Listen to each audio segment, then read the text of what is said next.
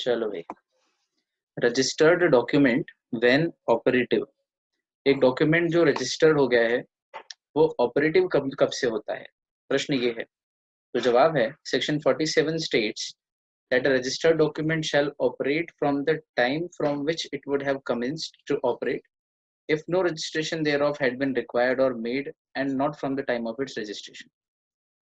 तो ये वो बच्चे वाला एग्जांपल मैंने आपको शुरू में दिया था। हम लोग ये बात बहुत पहले से जान चुके हैं। एक केस लॉ पढ़ा था हमने ऊपर, जब कि कोई भी डॉक्यूमेंट जो रजिस्टर होता है वो किस डेट से ऑपरेटिव होता है। फिर कहता हूँ, कोई भी डॉक्यूमेंट जो रजिस्टर होता है वो किस डेट से ऑपरेटिव होता है। तो जवाब आया from the date on which the document commenced to operate, अथवा यूं कहे from the date of execution, अथवा यूं कहे from the date on which the parties intended the document to be operative. यहाँ डेट ऑफ रजिस्ट्रेशन इररेलेवेंट है।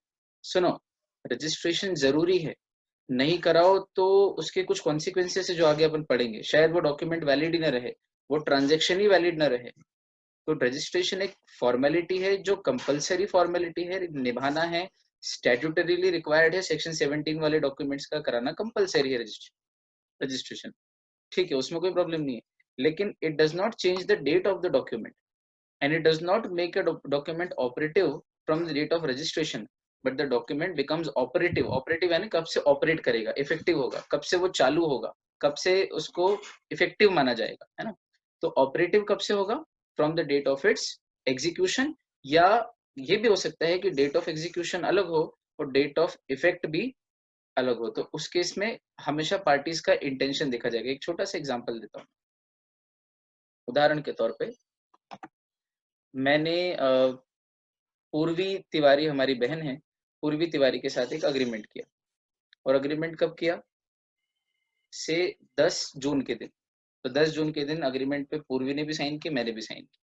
क्या लिखा है उस अग्रीमेंट में कि मैं 12 जून से या 14 जून से पूर्वी को पढ़ाऊंगा, या 15 जून से पूर्वी को पढ़ाना स्टार्ट करूंगा।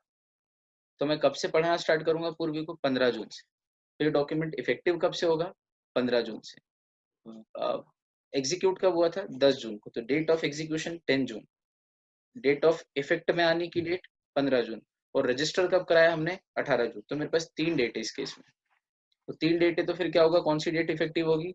पार्टीज का इंटेंशन महत्वपूर्ण है। पार्टीज का इंटेंशन 15 तारीख है, तो ये डॉक्यूमेंट 15 तारीख से इफेक्टिव होगा। पॉइंट नंबर 1, ये लिखा हुआ नहीं मिलेगा, ये मैं एक्स्ट्रा बता रहा हूँ आपको, आपकी सारी कंसेप्ट के छल्ले खोलने के लिए। सेकंड पॉइंट बनाता हूँ जो यहाँ लिखा हुआ है कि अगर किसी डॉक्यूमेंट पर डेट ऑफ इफेक्टिवनेस अलग से मेंशन नहीं किए पार्टीज ने, उन्होंने बस ये लिख दिया कि ये मकान मैं रामलाल को बेच रहा हूँ या ये काम मैं कर रहा हूँ, पर इन दोनों पार्टीज ने साइन की है 13 जून को, और कब से इफेक्ट में आएगा ये नहीं लिखा हुआ है, और रजिस्ट्रेशन कराया है 5 जुलाई को, तो फिर ये डॉक्यूमेंट कब से इफेक्टिव होगा, 5 जुलाई से या 13 जून से। तो जवाब आया, एक है डेट ऑफ रजिस्ट्रेशन और एक है डेट ऑफ एग्जीक्यूशन, और बीच में पार्टीज का कोई इंटेंशन अलग से नजर नहीं आ रहा है कि डेट ऑफ इफेक्टिवनेस कब से होगी। In that case date of execution will be the date of operation, या that will only be the relevant date from which the document will be considered operative. ठीक, ये 2 पॉइंट, इनमें से जो पहला पॉइंट है वो कहीं लिखा हुआ नहीं मिलेगा, लेकिन कल को उस पर अगर क्वेश्चन आता है एग्जाम में या कहीं प्रैक्टिकली लाइफ में आपको देखने को मिलता है, तो आपके पास ये नॉलेज होना चाहिए कि सबसे पहली चीज होती है पार्टीज का इंटेंशन। वो कहीं कुछ मेंशन ना हो तो सेकंड नंबर पे आती है डेट ऑफ एग्जीक्यूशन, और थर्ड नंबर तो कुछ होता ही नहीं। ठीक, date of registration is irrelevant, it is a formality compulsory, but date of effectiveness से उसका कोई लेना देना नहीं है। अब in simple words, the registered document will become effective on the date it was executed and not from the date of its registration. Registered document है तो मतलब वो एग्जीक्यूट भी हुआ है और रजिस्टर भी हुआ है, लेकिन वो इफेक्टिव कब से होगा, not from the date of registration but from the date of execution. ठीक है, example, if a document was executed on 1st January 2018 and the registration took place on 15th January 2018, the effective date will be 1st January 2018। वो बच्चे वाला example कि जन्मा वो मान लो 1 जनवरी के दिन और उसका बर्थ सर्टिफिकेट बनाया आपने 10 जनवरी के दिन, तो बर्थ सर्टिफिकेट इज जन्म रजिस्ट्रेशन, बर्थ रजिस्ट्रेशन। तो बच्चे की इफेक्टिव डेट क्या मानी जाएगी, 10 जनवरी की 1 जनवरी, 1 जनवरी। बस वही रूल है यहाँ पे, रजिस्ट्रेशन तो फॉर्मेलिटी है, इसलिए date of execution of the document shall be relevant date. अच्छा, अब एक प्रश्न उठता है, यहाँ तक का पूरा हो गया, आसान। अब एक प्रश्न उठता है कि मान लीजिए दो डॉक्यूमेंट्स हैं, तो एक ही व्यक्ति ने वो एग्जीक्यूट किए हैं किसी और व्यक्ति के नाम पे, और वही प्रॉपर्टी दूसरा डॉक्यूमेंट बना के उसी व्यक्ति ने किसी दूसरे के नाम पे भी ट्रांसफर किया है। एक व्यक्ति ने एक ही प्रॉपर्टी के लिए दो अलग अलग डॉक्यूमेंट बनाए हैं, दो अलग अलग डेट पे, जिनमें से पहला डॉक्यूमेंट बाद में रजिस्टर हुआ और बाद वाला डॉक्यूमेंट पहले रजिस्टर हो गया। तो कौन सी डॉक्यूमेंट को प्रायोरिटी दी जाएगी? तो जवाब आया प्रायोरिटी दी जाएगी जो पहले एग्जीक्यूट हुआ, ना कि जो पहले रजिस्टर हुआ। उदाहरण देता हूं मैं आपको, मेरे वाले उदाहरण से ही समझ लेना, ये तो आपको आ ही जाएगा एक बार में समझ। वही बच्चे वाला एग्जाम्पल जो एक है उसी को पूरा स्ट्रेच कर देते ताकि उसी से कंसेप्ट बिल्ड होती जाए हमारी। मान लीजिए जेठानी को बच्चा हुआ, जेठानी को बच्चा हुआ 1 जनवरी के दिन, ठीक। देवरानी को बच्चा हुआ, जेठानी को दूसरे नंबर का बच्चा है, पहले एक हो चुका ऑलरेडी। देवरानी को पहला बच्चा हुआ, दोनों प्रेग्नेंट थी, देवरानी को हुआ 10 जनवरी के दिन। तो बताइए किसका बेटा बड़ा है? जेठानी का 1 जनवरी को, देवरानी का 10 जनवरी को। तो बताइए किसका बेटा बड़ा है? सीधी बात, 1 जनवरी वाला बड़ा है। लेकिन जो 1 जनवरी को जन्मा उसका बर्थ सर्टिफिकेट 15 जनवरी को बना, और जो 10 जनवरी को जन्मा उसका बर्थ सर्टिफिकेट उसके माता पिता ने 11 जनवरी को ही बना लिया, अगले दिन बना लिया। तो ऑन पेपर रजिस्टर्ड कौन बच्चा पहले हुआ है? बाद वाला। अब बताओ डेट ऑफ रजिस्ट्रेशन के हिसाब से ये बाद में पैदा हुआ बच्चा बड़ा हो जाएगा, क्योंकि उसकी डेट ऑफ रजिस्ट्रेशन भले ही जन्मा 10 को लेकिन 11 को हुआ, तो जो 1 जनवरी को जन्मा था वो 15 को रजिस्टर हुआ।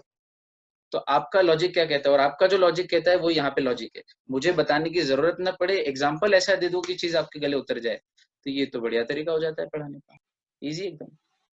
अब देखो, अब इसके अंदर अपन उसको लगा के देख लेते हैं जो अपन एग्जाम्पल बनाया। As between two registered documents, दो registered documents, the date of execution determines the priority. Priority किससे मिलती है? डेट ऑफ एग्जीक्यूशन से, ना कि डेट ऑफ रजिस्ट्रेशन से। तो of the two registered documents executed by the same persons in respect of the same property to two different persons at two different times, फिर नीचे लिखा है the one which is executed first gets priority over the other although the former deed यानी वही document, although the former deed is registered subsequently to the later one। KJ Nathan versus SV Maruti Rai, famous case है, underline कर लो, ये important exam में आ सकता है। और आया हुआ है, शायद मैं टेस्ट लूंगा तो मैं भी दूंगा इस टाइप का कोई क्वेश्चन, इंपॉर्टेंट क्वेश्चन है, इस पे प्रैक्टिकल आता है। रजिस्ट्रेशन एक्ट के प्रैक्टिकल क्वेश्चंस अपन करते जाते हैं डिस्कस कैसे बन सकते हैं, उनमें से एक ये है, अभी मैं बताऊंगा। इसका एग्जांपल देखो, एग्जांपल से आपको एक बार में समझ में आ जाएगा कहना क्या चाह रहे हैं। If Mister M provides his land as a security to avail loan from bank A, Mister A ने अपनी प्रॉपर्टी बैंक ए के पास गिरवी रखी सिक्योरिटी के तौर पे और लोन लिया, और बाद में बैंक बी के पास भी गिरवी रखी और लोन लिया। ए की प्रॉपर्टी पे 2 बार मॉर्गेज हो सकता है, प्रॉपर्टी 10 करोड़ की है, तो बैंक ए से लोन लिया 3 करोड़ का, बैंक बी से लोन लिया 7 करोड़ का।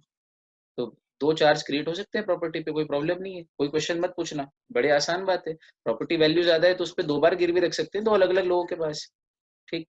तो पहले लिया बैंक ए से, फिर लिया बैंक बी से। बैंक ए से कब इंस्ट्रूमेंट एग्जीक्यूट हुआ? इंस्ट्रूमेंट यानी डॉक्यूमेंट, डीड। अब इंस्ट्रूमेंट की डेफिनेशन पढ़ी अपन ने, एग्जीक्यूट यानी साइन।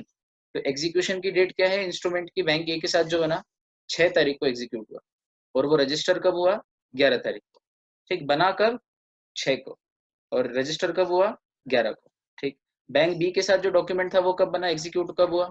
8 अप्रैल को, यानी कि ओरिजिनल डॉक्यूमेंट जो ए के साथ है वो 6 का है, और ओरिजिनल डॉक्यूमेंट जो एग्जीक्यूशन की डेट है वो बी के, बैंक बी के साथ वो 8 तारीख का है। तो पहले कौन सा हो रहा है? बैंक ए का, पर रजिस्ट्रेशन कब हुआ है बैंक बी वाले का? 9 अप्रैल को। आ गया वो बच्चे वाला एग्जांपल फिट एकदम इसमें। तो बैंक ए का डॉक्यूमेंट एग्जीक्यूट पहले हुआ है, बैंक बी का डॉक्यूमेंट एग्जीक्यूट बाद में हुआ है, लेकिन बैंक बी का डॉक्यूमेंट रजिस्टर पहले हुआ है, बैंक ए का डॉक्यूमेंट रजिस्टर बाद में हुआ है। तो अब इसका जवाब क्या है? ये ऊपर जो KJ Nathan versus SV Maruti Rai का केस है, इसी को नीचे उन्होंने एक तरीके से एग्जाम्पल बना के समझा दिया है। In spite of the fact, ये जानते हुए, ये फैक्ट पता होते हुए भी कि बैंक बी का डॉक्यूमेंट पहले रजिस्टर हुआ है, then the registration of document in favor of bank A bank A will have the priority over bank B. जब भी डिफॉल्ट करेगा तो पहले बेचने का अधिकार किसका होगा? बैंक ए को होगा, प्रायोरिटी उनको मिलेगी। As the document was executed in favor of Bank A earlier than it was in favor of Bank B, which brings us to a conclusion. Hence, we can conclude that it is the date of execution which is more important and more relevant than the date of registration when we compare two registered documents. Now, what if one document is registered and another remains unregistered? That needs to be a question which I'll solve. ये question है नहीं कहीं पे, लेकिन फिर आपको पता है अपन अंदर गहरे उतरे हुए हैं लॉ में, तो हर छोटी से छोटी चीज को अपन बारीकी से देखने की कोशिश करते हैं जो कंसेप्चुअल है। थ्योरेटिकल चीजों को अपन फिर कभी कभी कर सकते हैं, भाई यहाँ कंसेप्ट है। चलो, अब एक प्रश्न जो दिमाग में आना चाहिए और आया होगा मेरे हिसाब से, प्रश्न ये है कि सर मान लीजिए इसी केस में थोड़ा सा अपन इसको मॉडिफाई करते हैं, और बैंक ए वाला जो डॉक्यूमेंट है वो 6 तारीख को एग्जीक्यूट हुआ है लेकिन अभी तक रजिस्टर नहीं हुआ है, और बैंक बी वाला जो डॉक्यूमेंट है वो 8 तारीख को हुआ है, बाद में हुआ है, लेकिन वो रजिस्टर पहले हो गए। Now we are comparing two documents जिनमें एक का एग्जीक्यूशन पहले है, दूसरे का एग्जीक्यूशन बाद में, लेकिन जिसका एग्जीक्यूशन बाद में है वो रजिस्टर्ड है, पर जिसका एग्जीक्यूशन पहले है वो रजिस्टर्ड ही नहीं। तो now there is a comparison between a registered document and an unregistered document, और फिर इन दोनों डॉक्यूमेंट में प्रायोरिटी किसको मिलेगी? In between a registered and an unregistered document, the registered document shall get priority, but between two registered documents the document which was executed first gets priority. As easy as that. घुमा के question पूछ ले 3D कहीं से भी ICSI, अपना बच्चा कहीं परेशान नहीं होने वाला है। बोलो हाँ। अब आप लोगों का बहुत ही महत्वपूर्ण एक प्रश्न था कि सर आप बार बार बोल रहे हो कि जिन डॉक्यूमेंट का रजिस्ट्रेशन कंपलसरी है अंडर सेक्शन 17, उनका रजिस्ट्रेशन हम नहीं कराएंगे तो कानून हमारा क्या उखाड़ लेगा। सबसे पहला प्रश्न, आजकल के बदमाश बच्चे और बदमाश जो पीढ़ी है हमारी, वो सबसे पहले ये सोचती है कि यार क्या उखाड़ क्या लेगा हमारा, जा नहीं करना है यार। वैसे हम किसी के कहने में नहीं, माँ बाप के कहने में नहीं, टीचर के कहने में नहीं, तो तुम्हारी क्या सुनेंगे यार, कानून हो तुम तो थर्ड पार्टी है, तुमने हमारा क्या कर दिया, हमने जो हम पे उपकार करते हैं हम उनके नहीं हुए, तो तुमने क्या करा हमारा जो हम कानून की माने। समझ रहे हो, आने वाली जनरेशन के लिए बता रहा हूँ, आप लोग तो सब अच्छे हो। तो भाई उन लोगों को कह दिया लॉ ने कि बेटा तुम्हारे माँ बाप तुम्हारे टीचर थोड़े से सरल हो सकते हैं, तुमको ज्यादा कुछ नहीं कहेंगे या ऐसा कोई प्रताड़ित नहीं करेंगे, लेकिन कानून तुम्हारी ऐसी की तैसी करेगा, इसलिए नहीं चाह के भी तुमको मानना ही पड़ेगा। हमने बोला सेक्शन 17 में जो डॉक्यूमेंट्स हैं उनका रजिस्ट्रेशन कंपलसरी है, तो कंपलसरी है और मत कराओ तुम, फिर देखो उसके कॉन्सिक्वेंसेस क्या होते हैं, ये अभी बता देते हैं कॉन्सिक्वेंसेस। तो आपको हेडिंग समझ में आई कि नहीं आई? और हेडिंग आई नहीं आई, अपनी बात को कहते समय शब्दों को कैसे जमा के कहना कि आपकी बात सामने वाले तक पहुंच जाए, ये चीज समझ में आई कि नहीं आई? और सब तो ठीक है। खैर, if a document which is required to be registered under section 17 or by any provisions of the Transfer of Property Act 1882 is not registered, उसका रजिस्ट्रेशन नहीं कराया अगर कभी, तो उसका इम्पैक्ट ये होगा, इम्पैक्ट यानी कॉन्सिक्वेंसेस या इफेक्ट ऑफ नॉन रजिस्ट्रेशन। तो इम्पैक्ट, इफेक्ट या कॉन्सिक्वेंसेस एक ही बात। पहला, it will not be able to affect any immovable property comprised therein, मतलब प्रॉपर्टी पे कोई अफेक्ट नहीं पड़ेगा, इफेक्ट नहीं पड़ेगा, अफेक्ट वर्ब है, इट विल नॉट अफेक्ट बोलो, या अगर वर्ब नाउन फॉर्म में बोलना है तो it will not be able to give any effect. तो effect is noun and affect is verb, दोनों का मीनिंग सेम है, कंफ्यूज होने की जरूरत है। जैसे प्रैक्टिस प्रैक्टिस, एडवाइस एडवाइस, वैसे अफेक्ट इफेक्ट। तो it will not be able to affect any immovable property comprised therein, comprised मतलब उस डॉक्यूमेंट में जो लिखा हुआ है, कंप्राइज मतलब उसके अंदर जो शामिल है, जिस प्रॉपर्टी का नाम लिखा हुआ है और जिसको खरीदे बेचने का ट्रांजेक्शन हुआ है उस डॉक्यूमेंट में, पर वो डॉक्यूमेंट रजिस्टर्ड नहीं है, तो फिर वो document will not be able to affect the immovable property. इसका मतलब रामलाल ने श्यामलाल को बेच दी, 1 करोड़ रुपए ले भी लिए, उसके बाद भी प्रॉपर्टी रामलाल की मानी जाएगी, एज इफ प्रॉपर्टी पे कोई इफेक्ट नहीं पड़ा। क्यों? क्योंकि आपने उसका डॉक्यूमेंट रजिस्टर नहीं कराया, मतलब आज भी वही ओनर है जो प्रॉपर्टी का पहले ओनर था। इतना बड़ा नुकसान है। तो अब ये वाली बात सुन के मुझे बताओ कि प्रॉपर्टी का रजिस्ट्रेशन कराना किस व्यक्ति की नैतिक जिम्मेदारी है, नंबर 1। दूसरा, सुरक्षित रहने का सबसे अच्छा तरीका है। नाम बताओ उस व्यक्ति का जिसके पॉइंट ऑफ व्यू से ये बात की जा रही है कि भैया करा ही लेना, नहीं तो लफड़े हो जाएंगे। बोलो, बायर की seller? Buyer. It will not be able to confer any power to adopt. Confer यानी प्रोवाइड, गिव, तो कोई पावर नहीं मिलेगा, यानी कि कोई ये डॉक्यूमेंट कोई पावर नहीं देगा। It will not confer, not give, मतलब वो डॉक्यूमेंट आपको कोई पावर नहीं देगा अडॉप्ट करने का। याद करो, अडॉप्शन का डॉक्यूमेंट कंपलसरी रजिस्ट्रेबल है, सेक्शन 17 में लास्ट पॉइंट, सेक्शन 17 सबसेक्शन 3 बोला था मैंने, बच्चे को अडॉप्ट करने का डॉक्यूमेंट कंपलसरीली रजिस्टर होता है ताकि फ्यूचर में डिस्प्यूट्स अवॉइड हो। लेकिन अगर आपने बच्चे को अडॉप्ट करने का डॉक्यूमेंट बनाया भी है, साइन भी किया है, पर रजिस्टर नहीं कराया है, तो आपको उस बच्चे के ऊपर कोई अधिकार नहीं, और कोई अडॉप्ट करने का पावर कन्फेयर नहीं करता वो डॉक्यूमेंट आपको। Confer means it does not give you any power. तीसरा, कोर्ट में उसको एविडेंस नहीं माना जाएगा ट्रांजेक्शन का। Unregistered document is no evidence. तो कोर्ट में भी जाओगे तो वो आपके बीच में ट्रांजेक्शन हुआ है उसका प्रूफ होने के बावजूद भी कोर्ट उसको एविडेंस के तौर पे स्वीकार नहीं करेगा। Same as Indian stamp act, remember section 35 36 Indian stamp act. Stamping भी जरूरी है पहला, और दूसरा रजिस्ट्रेशन भी जरूरी। Last, it can not be used in any legal proceeding or to bring out indirectly the effect which it would have if registered। कोई बात है, किसी भी लीगल प्रोसीडिंग यानी कानूनी कोर्ट की कार्यवाही में उसका उस डॉक्यूमेंट का इस्तेमाल नहीं किया जाएगा जिससे वो डॉक्यूमेंट अगर रजिस्टर्ड होता तो जो इफेक्ट आता वो इफेक्ट आ जाए। लैंग्वेज देखो इन्होंने इनडायरेक्टली लिखी है, ये सी वाले पॉइंट का फर्दरेंस ही है, सी वाले पॉइंट के मीनिंग जैसा ही मीनिंग है इसका। एविडेंस के तौर पे नहीं स्वीकार करेंगे, है ना, ये हो गया सी पॉइंट। और डी वाला बोलता है कि एविडेंस छोड़ो, किसी और भी कारण से उस डॉक्यूमेंट को किसी भी लीगल प्रोसीडिंग यानी कोर्ट केस में हम एक्सेप्ट नहीं करेंगे या यूज नहीं करेंगे, क्योंकि ऐसा करने से इनडायरेक्टली ऐसा इफेक्ट आएगा एज इफ कि वो डॉक्यूमेंट रजिस्टर्ड है, और जो अनरजिस्टर्ड है उसका कोर्ट की प्रोसीडिंग में इस्तेमाल करना, इसका मतलब उसको इनडायरेक्टली ऐसा इफेक्ट देना as if it is registered. तो फिर मतलब ही क्या रहा कंपलसरीली रजिस्ट्रेबल कराने का बोलने का?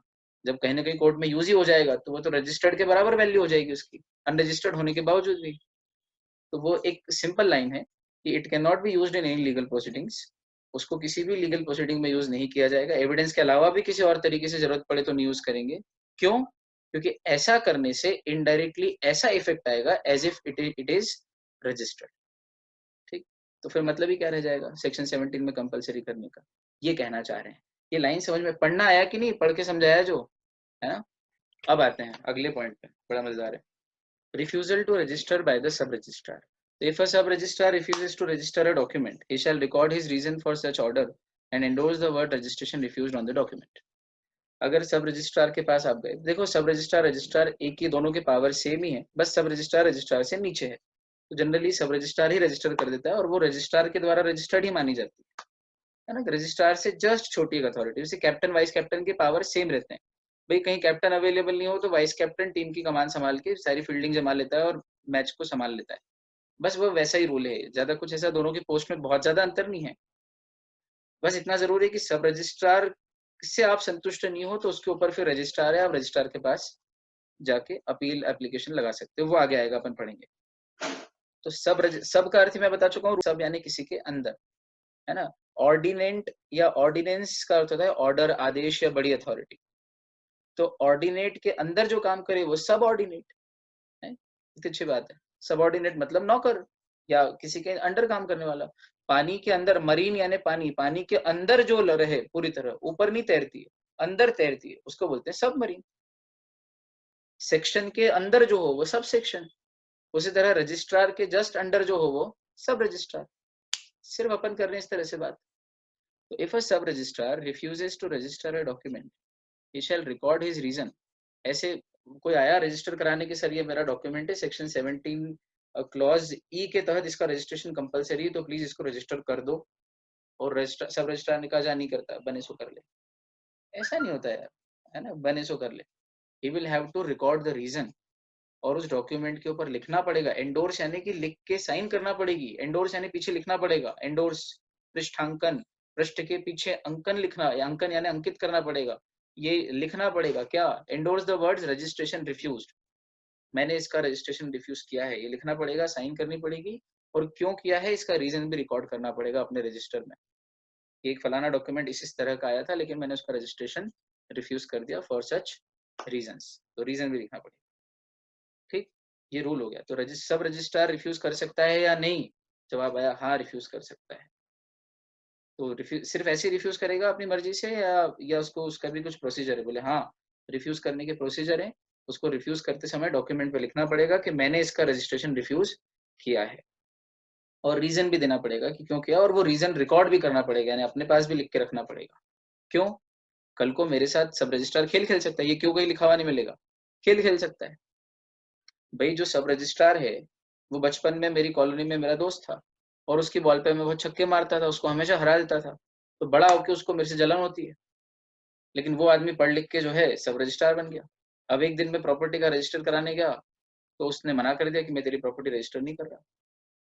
5, 6, 8, 10 महीने हो गए, मैं जाता बार बार और वो मना कर देता। फिर कुछ दिनों बाद जब डॉक्यूमेंट कोर्ट पे रखने की बारी आई और मैंने कहा कि मैं रजिस्टर कराना चाहता हूँ पर रजिस्टर कर ही नहीं रही है, पर मेरी बात कोई मानने को तैयार ही नहीं है, और उनका कहना है कि 4 महीने का टाइम पीरियड निकल गया है, अब आपके ऊपर पेनल्टी लगेगी और आपका डॉक्यूमेंट एविडेंस के तौर पे स्वीकार ही नहीं करेंगे। और सब रजिस्ट्रार को मजा आ रहे हैं कि मैंने सौरभ बड़जात्या से बदला ली। पॉसिबिलिटी देखो आप, दुनिया बहुत छोटी है ना। आप जिस लड़के को छोड़ के करियर बनाने जाते हो, बाद में वो कलेक्टर बन जाता है और आपको उसके अंडर काम करना पड़ता है, फिर वो आपके पूरे मजे लेता है, ठुकरा के मेरा प्यार मेरा इंतकाम देखेगी। तो भाई ऐसा ऐसा हो सकता है, पर ऐसा नहीं होगा। लॉ बड़ा समझदार है। लॉ ने कहा यार सब रजिस्ट्रार आपके मजे नहीं लेगा, चिंता मत करो। सब रजिस्ट्रार जब भी रिफ्यूज करेगा वो लिख के देगा कि ये तो आया था, वो लिख के देगा कि ये तो आया था रजिस्टर कराने, मैंने ही रजिस्टर नहीं किया है, साइन भी करिए, रजिस्ट्रेशन रिफ्यूज भी, और कारण भी लिखा हुआ है, और अपने खुद के रजिस्टर में भी कारण लिखा हुआ है। ठीक, ये लॉजिक है इसके पीछे का। अब यहाँ लॉजिक न कोई पूछता है, न कोई बताता है, न लॉ ने लिखा है, पर कभी कभी ढूंढना चाहिए अपनी इच्छा से। But if the registrar has refused the registration on the ground that the property is not situated at his sub-district, he is not required to record reason for refusal. ये तो ठीक बात है यार। अगर रजिस्ट्रार ने इस कारण से प्रॉपर्टी का रजिस्ट्रेशन, सॉरी डॉक्यूमेंट का रजिस्ट्रेशन रिफ्यूज किया है कि वो प्रॉपर्टी उसके जिले में ही नहीं है, सब डिस्ट्रिक्ट में ही नहीं है, तो इन दैट केस फिर उसको लिखने की जरूरत ही नहीं है, ना कारण बताने की जरूरत है, ना कुछ। नॉर्मली मना कर सकता है ओरली, क्योंकि आगे पीछे कल को उससे कोर्ट भी पूछेगी कि तूने मना क्यों किया, तो ये तो बहुत ही जेन्युइन रीजन है। मैं लॉ का वायलेशन थोड़ी कर सकता, क्योंकि ऊपर प्लेस ऑफ रजिस्ट्रेशन में लिखा हुआ है ना कि जिस जिले में प्रॉपर्टी हो उसके सब रजिस्ट्रार के पास ही रिफ्यूज करना है, सॉरी रजिस्टर करना है। तो अगर किसी और रजिस्ट्रार के पास जाओगे तो रिफ्यूज ही करेगा, और वो रिफ्यूजल इज लॉ का पालन करना। वहां पर रिफ्यूजल गलत नहीं है, रिफ्यूजल सही है। क्यों? क्योंकि वो लॉ का पालन कर रहा है, वो गलत प्रॉपर्टी जो उसके जिले में नहीं आती उसको रजिस्टर नहीं कर सकता है। चलो, the person who applies for registration can ask for reason for refusal in writing and no fee is chargeable for such. तो ऊपर लिखा था ना रिकॉर्ड करेगा रीजन, तो वो अपने रजिस्टर में रिकॉर्ड करेगा। लेकिन जो व्यक्ति है जिसका रजिस्ट्रेशन रिफ्यूज हुआ है डॉक्यूमेंट का, वो बोलेगा कि सर मेरे को भी लिख के दो आप। तो अगर वो मांगता है तो उसको भी रिफ्यूजल इन राइटिंग लिख के देना पड़ेगा कि हमने इस कारण से आपको रिफ्यूज किया है, रजिस्ट्रेशन करने से मना किया है, और उसके लिए कोई फीस नहीं लगी। देखो, और आखिरी पॉइंट है, registration can not B refused on the ground of under valuation of stamp और एनी अदर एक्सट्रेनियस रीजन। लिखो फटाफट से वर्ड एक्सट्रेनियस। एक्सट्रेनियस का मीनिंग क्या होता है मैं आपको बता देता हूँ। देखो, इजी वर्ड है, सिंपल वर्ड है, एक्सट्रेनियस। एक्सट्रेनियस का अर्थ होता है बेतुका या असंगत। असंगत मतलब जिसका कोई रेलेवेंस नहीं है, तो आप यहाँ पर एक्सट्रेनियस का मीनिंग इररिलेवेंट भी लगा सकते हो। एक्सट्रेनियस तो कोई भी बेतुका रीजन, फालतू का रीजन, सड़े से रीजन या बेतुके रीजन के पीछे कभी भी रजिस्ट्रार रिफ्यूज नहीं करेगा। एक तो ये, और दूसरा क्या लिखा है, registration can not be refuse on the ground of other extraneous reason. ये तो एक पॉइंट हो गया इस पॉइंट का। इसी पॉइंट का एक और पॉइंट है जो पहले लिखा हुआ है, registration can not be refuse on the ground of under valuation of stamp. इसका क्या अर्थ है कि मान लो stamp duty under valuation, under under यानी कम, नीचे, तो आपका डॉक्यूमेंट है उसके ऊपर स्टैम्प ड्यूटी बनती है जो एड वैलोरम ड्यूटी पे करते हैं अकॉर्डिंग टू वैल्यू। तो उसके हिसाब से आपकी स्टैम्प ड्यूटी का अमाउंट बनता है 3 लाख, लेकिन आपने स्टैम्प ड्यूटी पे की है 2 लाख। तो क्या आपका डॉक्यूमेंट ड्यूली स्टैम्प्ड है या अंडर वैल्यूड है? तो अंडर वैल्यूड है तो माना कि कोर्ट में ये डॉक्यूमेंट एविडेंस के तौर पे स्वीकार नहीं होगा, लेकिन अंडर वैल्यूएशन ऑफ स्टैम्प के ग्राउंड पे रजिस्ट्रार रजिस्ट्रेशन रिफ्यूज नहीं कर सकता। स्टैम्प एक्ट अलग है, रजिस्ट्रेशन एक्ट अलग है, स्टैम्प ड्यूटी भी भरनी है, रजिस्ट्रेशन भी कराना है, दोनों कराना जरूरी है कोर्ट में एविडेंशियरी वैल्यू के लिए। लेकिन जब रजिस्ट्रार के पास आप स्टैम्प्ड डॉक्यूमेंट लेके जाते हो और वो स्टैम्प ड्यूटी चेक करता है कि स्टैम्प ड्यूटी कितनी बनती है, तो डॉक्यूमेंट के ट्रांजेक्शन वैल्यू के हिसाब से स्टैम्प ड्यूटी 3 लाख बनती है, लेकिन इनके स्टैम्प पेपर तो 2 लाख की लगी डॉक्यूमेंट पे, यानी 1 लाख कम भरी है। जाओ रजिस्टर नहीं करता मैं तुम्हारा डॉक्यूमेंट, नहीं। On the ground of under valuation of stamp कभी भी रजिस्ट्रार आपका रजिस्ट्रेशन रिफ्यूज नहीं कर सकता, और ना ही किसी बेतुके फालतू पर्सनल या घटिया से रीजन के लिए मना करेगा। वो रीजन हमेशा जेन्युइन लीगल ही होना चाहिए, ऐसा बोल रहे हैं। बोलो बच्चों को ये सब कुछ समझ में आया कि नहीं आया? परफेक्टली, एकदम प्रीमियम। चलो यहाँ पे आगे देखो, अपील या application to register against the order of sub registrar. जो मैंने कहा था सब रजिस्ट्रार मना करे तो किसके पास जाएंगे? रजिस्ट्रार मना कर दे तो सिविल कोर्ट में जाएंगे। बहुत बढ़िया, याद है शुरू में पढ़ा था अपन ने। अब यहाँ 2 वर्ड दिए उन्होंने, अपील और एप्लीकेशन। अपील कब करेंगे? अगर रजिस्ट्रार ने सब रजिस्ट्रार ने रिफ्यूज किया हो registration on any other ground other than denial of execution, ठीक। और जब सब रजिस्ट्रार ने रिफ्यूज किया हो registration of document on the ground of denial of execution, 2 case बन रहे। इसको मैं समझा दूं क्या लिख के, जैसे अभी समझाया था? रिफ्यूजल बाय सब रजिस्ट्रार 2 तरीके से रिफ्यूज कर सकता है। पहला, ऑन अदर ग्राउंड्स। दूसरा, on the ground of denial of execution. Denial of execution. अब ये क्या होता है, ये मैं आपको समझा देता हूँ। ये डिनायल ऑफ एग्जीक्यूशन,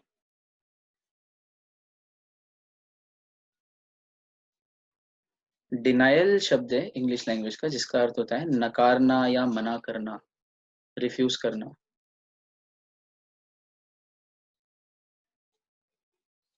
ठीक। एग्जीक्यूशन तो आपको पता है, ये साइन करना, शब्द बाय शब्द जाना। तो डिनायल ऑफ एग्जीक्यूशन का अर्थ क्या बनेगा इस पूरे का?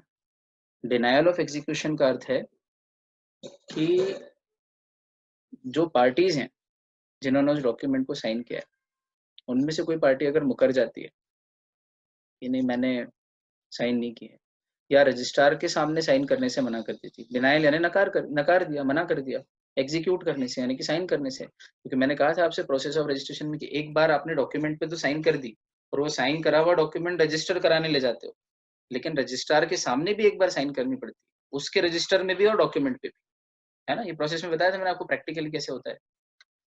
और वहां अगर कोई पार्टी मना कर दे रजिस्टर एग्जीक्यूट करने से डिनायल ऑफ एग्जीक्यूशन कर दे, एग्जीक्यूट करने से डिनाई कर दे, मैं नहीं करता साइन, तो रजिस्ट्रार बोलेगा यार फिर ठीक है, फिर मैं नहीं करता, मैं रिफ्यूज करता हूँ रजिस्ट्रेशन।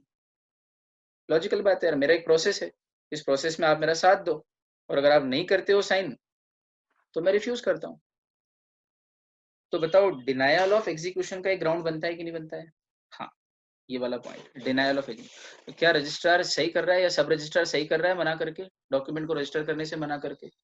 बिल्कुल सही, उसका अधिकार है यार, है ना? ये वाला है समझ में पॉइंट आप लोगों को? अदर ग्राउंड में आप मुझसे पूछो एक बार कि सर अदर ग्राउंड्स कुछ एक आध दो चार अदर ग्राउंड्स बताओ तो सही, कौन से होते हैं, तो क्लियर हो कंसेप्ट। बोलो। देखो, अदर ग्राउंड्स हो गए जैसे कि डॉक्यूमेंट की लैंग्वेज क्लियर नहीं है, खचड़ पचड़ लिखा है एकदम, समझ नहीं आ रहा है, पता नहीं क्या, हाथ से पूरा टाइप टाइप भी नहीं करा है, हाथ से लिखा और हैंडराइटिंग समझ में नहीं आ रही है। या लैंग्वेज हो सकता है कि इंग्लिश हिंदी छोड़ के कोई दूसरी लैंग्वेज यूज की जो वहां की वर्नैकुलर नहीं है। जैसे एमपी में तमिल लैंग्वेज का डॉक्यूमेंट बना दिया आपने, तो रजिस्ट्रार ऑफ एमपी को तमिल लैंग्वेज नहीं आती, तो लैंग्वेज अनअंडरस्टैंडेबल, क्लियर नहीं है, मतलब लिखावट क्लियर नहीं ना। या यहाँ आप स्क्रिप्ट भी ले सकते हो कि the script is not clear. और यहाँ सेकंड नंबर के पॉइंट में आप लोगे the language is not understandable, तो ये जेन्युइन ग्राउंड है। इस ग्राउंड पर रिफ्यूज कर सकते हैं। इसके अलावा कुछ इंटरलिनिएशंस हो, इंटरलिनिएशंस,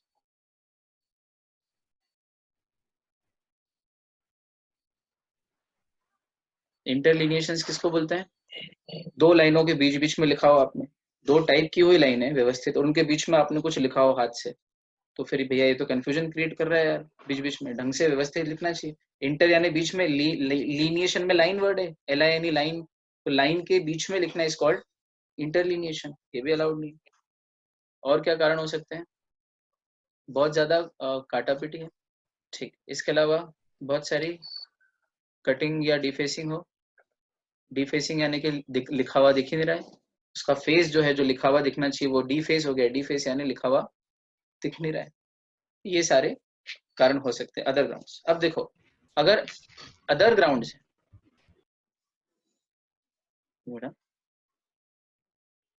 अगर अदर ग्राउंड्स हैं other than denial of execution, तो उस केस में तो होगी अपील, और on the ground of denial of execution है तो आगे होगी एप्लीकेशन। और इसके पीछे का लॉजिक क्या? एप्लीकेशन इसलिए कि गलती हमारी भी थी, हमने डिनायल ऑफ एग्जीक्यूशन किया था, तो हम ऊपर अप्लाई कर रहे हैं कि अब अप्लाई कर रहे हैं नए सिरे से कि चलो उसने तो नहीं किया पर अब हम रेडी हैं, अब आप कर दो। या वो चेक करेगा कि सब कुछ सही है और एग्जीक्यूशन है, प्रॉपरली है, कोई दिक्कत नहीं है और अब मैं तैयार भी हूँ एग्जीक्यूट करने के लिए, इसलिए अब रजिस्ट्रार रजिस्टर कर देगा, इसलिए रजिस्ट्रार के पास रजिस्ट्रेशन करने की एप्लीकेशन लगाई है। लेकिन जब डिनायल ऑफ एग्जीक्यूशन के अलावा और किसी ग्राउंड के ऊपर जब मना करता है सब रजिस्ट्रार, तो मैं उस ग्राउंड से सेटिस्फाइड नहीं हूँ कि ये मुझे नहीं लगता कि ये सही ग्राउंड है, तो फिर मैं उसके इस डिसीजन के खिलाफ अपील कर रहा हूँ कि देखो तो यार सर, इसने इस ग्राउंड पे मना किया लेकिन ये ग्राउंड मुझे लगता नहीं है कि सही ग्राउंड है, इसलिए आपके पास मैं अपील कर रहा हूँ। और अपील में अगर जीत जाऊंगा तो रजिस्ट्रार मेरे डॉक्यूमेंट को रजिस्टर करेगा, और हार जाऊंगा तो फिर अब मैं ऊपर सिविल कोर्ट में जा सकता हूँ, या फिर मैं घर बैठ जाऊंगा चुपचाप कि नहीं यार मेरा डॉक्यूमेंट रजिस्टर होगा ही नहीं। बोलो भाई, ये भी समझ में आया कि नहीं आया? तो दो चीजें हैं,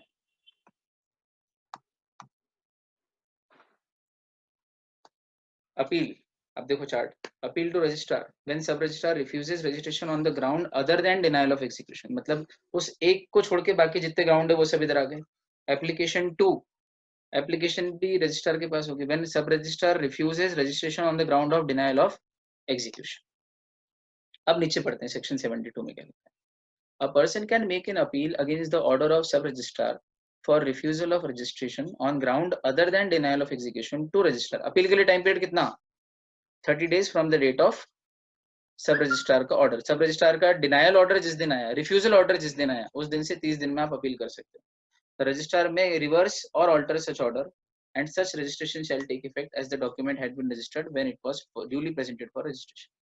और रजिस्ट्रार क्या कर सकता है? सब रजिस्ट्रार के ऑर्डर को रिवर्स कर सकता है कि नहीं नहीं वो गलत था, मैं बोल रहा हूँ ना रजिस्टर कर लो, या ऑल्टर कर सकता है, या मॉडिफाई, कंफर्म, तीनों आपको बताइए, कंफर्म, मॉडिफाई या एनलमेंट, तीनों ही तो होते हैं अपील में। तो जब आप अपील करते हो on the ground of other than denial of execution, तो 30 दिन में अपील करना है, फिर रजिस्ट्रार आपकी अपील सुनेगा और फिर वो सब रजिस्ट्रार के ऑर्डर को या तो ऑल्टर करेगा या रिवर्स करेगा। और अगर रिवर्स करता है, ऑल्टर करता है और आपके डॉक्यूमेंट को रजिस्टर कर लेता है, तो वो यही माना जाएगा एज इफ वो ड्यूली, टाइमली, और जब पहली बार रजिस्ट्रेशन के लिए पेश हुआ था उसी तरीके से वो रजिस्टर हो गया है। चलो, फिर है डिनायल ऑफ एग्जीक्यूशन।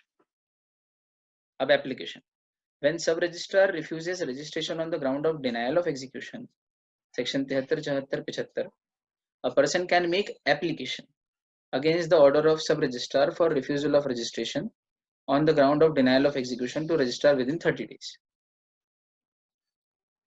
30 दिन के अंदर अंदर कर सकते। The registrar shall inquire the following, फिर रजिस्ट्रार क्या करेगा? इंक्वायरी करेगा कि डॉक्यूमेंट एग्जीक्यूट हुआ है कि नहीं है, लॉ की जो दूसरी रिक्वायरमेंट है वो फुलफिल हुई कि नहीं हुई है, और फिर उसको लगता है कि हाँ अब डॉक्यूमेंट प्रॉपरली एग्जीक्यूट हो गया है और जो भी रिक्वायरमेंट्स है दे आर कंप्लाइड विथ या they have been complied with, तो फिर वो उस डॉक्यूमेंट को रजिस्टर करने का ऑर्डर दे देगा। यहाँ पे वो सब रजिस्ट्रार ने क्या किया वो नहीं सुन रहा है, सब रजिस्ट्रार की अपील नहीं सुन रहा है, सब रजिस्ट्रार के ग्राउंड्स के ऊपर जुडिशियली व्यू नहीं कर रहा है, वो सीधे सीधे एप्लीकेशन चेक कर रहा है कि अच्छा मेरे पास अप्लाई किया रजिस्ट्रेशन के लिए, तो मैं देख लूं कि रजिस्ट्रेशन के लिए जो जो रिक्वायरमेंट्स वो फुलफिल हो रही है। वही काम कर रहा है जो सब रजिस्ट्रार करने वाला था पर उसने नहीं किया। क्यों? क्योंकि उसके सामने आपने रजिस्टर करने से मना कर दिया, सॉरी एग्जीक्यूट करने से मना कर दिया, या डॉक्यूमेंट पे साइन नहीं थे तो उसने मना कर दिया। फिर आपने कहा चलो एक काम करते हैं, अपन रजिस्ट्रार के पास चलते हैं। रजिस्ट्रार के पास जाके एप्लीकेशन लगाया आपने कि सर वो नहीं कर रहा है, आप रजिस्टर कर दो। बोले ठीक है, हमारा भी वही काम है, सब रजिस्टर करें मैं करूँ, एक ही बात है, लाओ मेरे पास दिए, कितने दिन का टाइम है, from the date of refusal 30 days. फिर वो अब क्या करेगा, वो भी उसके पास भी वही ग्राउंड्स हैं। तो पार्टी पागल है, पार्टी को पहले ही साइन कर देना चाहिए, फालतू इतना टाइम वेस्ट किया। अब वो जो भी हो, ठीक। अब पार्टी अब सुधर गई, अब सीधी हो गई एकदम, बिल्कुल लाइन पे आ गई, और उन्होंने कहा कि अब चल भाई, अब सेक्शन 73, 74, 75, 72 से 75 चारों सेक्शन पढ़ो तो ये दोनों, sub registrar refuses to registration other than denial वाला भी, और on the ground of denial of execution वाला भी, और दोनों पढ़ के मेरे को जवाब दो, आपको टाइम दे रहा हूं मैं। और अगला पॉइंट है institution of suit in case of order of refusal by registrar. अब अगला पॉइंट पढ़ाने की जरूरत ही नहीं, अपन पहले ही बात कर चुके हैं इसके बारे में। सब रजिस्ट्रार की अपील होती है रजिस्ट्रार के पास, और रजिस्ट्रार भी अगर मना कर दे तो कहाँ जाओगे, तब आप कोर्ट में केस फाइल करने। अब अपील नहीं होगी कोर्ट में ना, कोर्ट में केस ही फाइल हो जाएगा सीधे अगेंस्ट रजिस्ट्रार कि भाई ये मेरा डॉक्यूमेंट रजिस्टर नहीं कर रहे हैं। फिर कोर्ट जो भी डिसीजन देगा वो मानना पड़ेगा। कोर्ट अगर कहता है कि नहीं नहीं ये सही कह रहा है रामलाल, इसका डॉक्यूमेंट रजिस्टर करो, तो फिर मेरे को अब जिस दिन डिक्री आई है, डिक्री यानी कोर्ट का डिसीजन सिविल कोर्ट का, उसके 30 दिन के अंदर अंदर डॉक्यूमेंट को फिर से रजिस्ट्रेशन के लिए प्रेजेंट कर देना है, और अब के बार रजिस्ट्रार आग भी नहीं मिला पाएगा अपने से। ठीक है भैया, लाओ दो कर देते डॉक्यूमेंट रजिस्टर, अब कोर्ट का ही आदेश है तो क्या करें, समझ रहे हो बात को। सूट फाइल करेंगे, अपील वर्ड मत लिखना गलती से भी। सब रजिस्ट्रार की अपील होती है रजिस्ट्रार के पास, और रजिस्ट्रार के खिलाफ फिर केस होता है, सूट फाइल होती है, अपील नहीं होती है। This is not second appeal, this is first case filing, क्योंकि अभी तक जुडिशरी बॉडी में तो गए नहीं थे ना, जुडिशरी के पास तो पहली बार जा रहे हैं। एक सिविल कोर्ट जुडिशरी है, ये तो गवर्नमेंट अथॉरिटी है, दोनों रजिस्ट्रार सब रजिस्ट्रार।